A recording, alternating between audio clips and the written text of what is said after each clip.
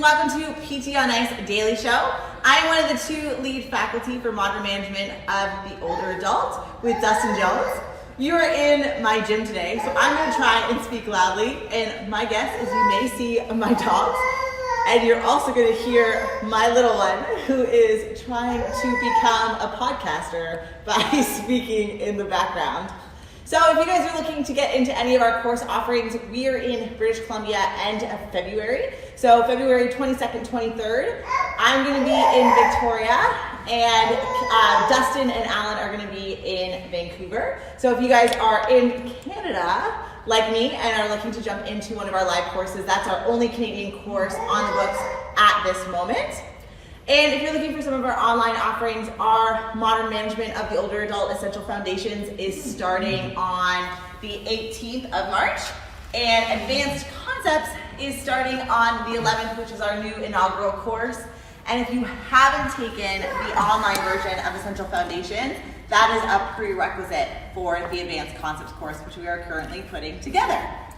So, one of the things that we often get feedback on is that sometimes people have a hard time scaling some of our functional movements, like squats and deadlifts, to a lower level patient. So if you're working in acute care, a skilled nursing facility, you're seeing individuals in home health, it may be tough to think, well, I'm not going to get some of these people deadlifting. I would like to challenge you because sometimes that is not true. But where do we start essentially with some of our lower level patients so that we can hopefully progress them to doing things like squats and deadlifts and carries? And so I thought today that we would start with the very lowest level for individuals who are doing carries. So two things is that smaller kettlebells are going to be your friend. So, we can get kettlebells that are 5, 10, 15 pounds, and a gait belt is going to be your friend as well, because it's going to give us a lot of options in terms of versatility of using this equipment.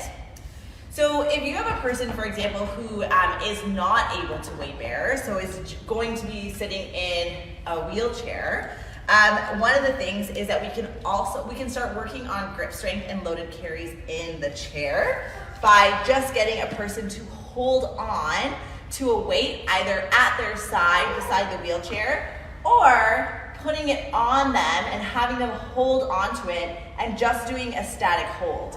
I don't know if you have ever had a heavy weight on you, whether it is squats, deadlifts, or anything like that, even just putting it on your back. It can be really challenging, and you're going to get a cardiovascular response as well. So if you have an individual who is significantly deconditioned, just getting them to do a static hold for a weight can be a nice first step, and the feeling of the weight on the person can be a significant challenge for them. So the next thing is that if we can get a person into standing, we're going to try, hopefully, to get them doing a lot of their exercises in standing. And so a lot of people will think, oh, well, I can't do farmer's carries with my clients. They're not ready for that. But a static hold is a really nice way. So if you're working with a countertop or with somebody's walker in front of them, getting them to stand here, if they need the arm, the box for support, then just getting them to do a static hold with a one-hand support can be really helpful. The reason why the gait belt is here is that if you're the clinician and all of a sudden a person lets go, you want to be able to guide that weight down to the floor. You also want to make sure that you're not getting a person to have a weight stepping on their toes. So for them, holding a weight here for whatever the prescription may be from a time perspective, or just getting them to hold on to the weight, hug the weight, do whatever they need to in order to carry the load, and holding for several seconds is a nice way to start. And you're encouraging them to start doing some of their exercises in standing, and then getting them to rest by sitting on their wheelchair. So from here, what about if you have a person who needs both hands for support, but you still want to give them some weight? A nice one that I can't take credit for, our TA Alex Romano is definitely the one who coined this. And it was based on a client of hers that she was seeing in home health that was having pain with trying to carry her purse because it was pretty heavy. But it's a nice way to do a version of a loaded carry for somebody who may not be at a very high level. And so you get the same thing, our trusty gait belt. You're gonna swing it across the person's body. I would recommend getting you to start in standing. And then you can have a two-hand support, but start working on some of that core strength and some of that loading by having the kettlebell by the person's side. So again, same thing, you're gonna be able to hold like the weight in standing like a purse. You can adjust the weight, adjust the time. You're gonna be able to get some postural control for somebody who is lower level. And then it's nice because if you have the gait belt, you can just get them to take it off, or you can get them to sit down and undo the belt in order for you to change some of the parameters for their exercise prescription. So from there, then you can start playing around with movement. So again, we have somebody who may not be able to do a walk with a weight, then we can even start just thinking about doing some shifting.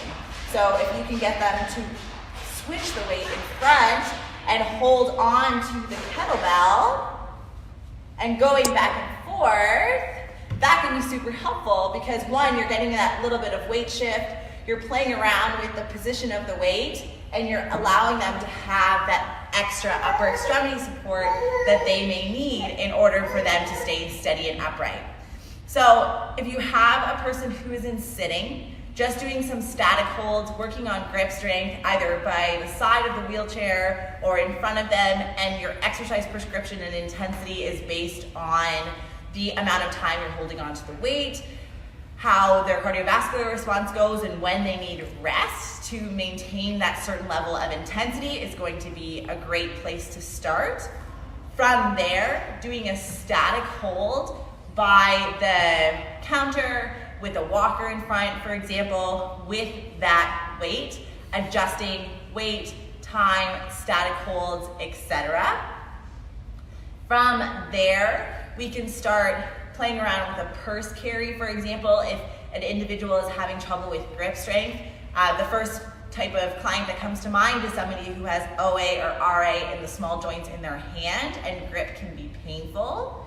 So you can play around with that purse carry to try and get some loading on them. And then again, if you don't want them to be moving with a walk or a hold, then you can also start with a static hold in standing, switching hands to start getting a little bit of that weighted load shifting. And then from there, once you feel comfortable, then you can start getting them to be doing some walking with that load.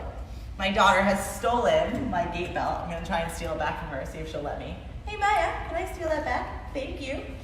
From here, if you do have an individual who is walking that you're a little bit more unsure about their ability to stay on their feet, or if they have quite a bit of balance impairment, then one of the things that you can do is, again, with the gait belt, have the belt around the kettlebell, and then a second weight belt, which I don't have with me, can go around the person's waist.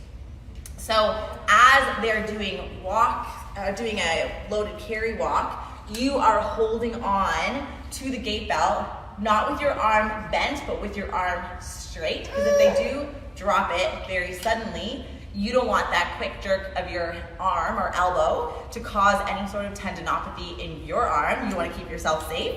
And if they are to stumble, you have their gait belt that you are holding on to so that you can keep them upright, hopefully. And then if they drop the bell, then same thing. If you're here, you can gradually, I'm going to switch here, you can gradually guide the weight to the floor. So also you can overcome obstacles like babies and dogs that are currently in my gym. So those are a couple of ways for you to work up. So thinking in sitting, some of the carries, From there, you can do some standing static holds from the wheelchair. You can start working on a purse carry. You can do some weighted shifting, and then when you feel comfortable doing some walking, with or without a walker, the other thing is that you can have a walker in front of a person if you feel like that keeps them a little bit safer.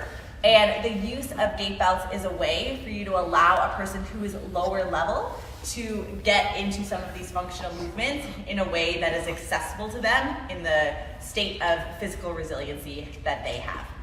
So I hope you guys found that helpful. Let me know if you have any questions, if you have done anything else that's been really helpful for you.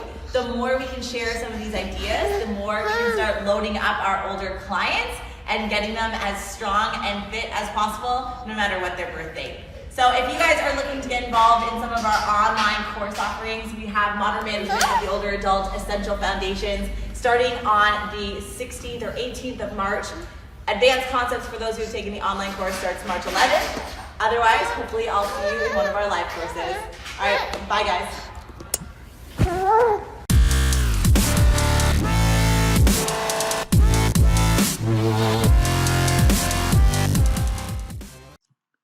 Hey, thanks for tuning in to the PT on Ice Daily Show. If you enjoyed this content, head on over to iTunes and leave us a review. And be sure to check us out on Facebook and Instagram at the Institute of Clinical Excellence. If you're interested in getting plugged into more ICE content on a weekly basis while earning CEUs from home, check out our virtual ICE online mentorship program at ptonice.com. While you're there, sign up for our Hump Day Hustling newsletter for a free email every Wednesday morning with our top 5 research articles and social media posts that we think are worth reading. Head over to ptonice.com and scroll to the bottom of the page to sign up.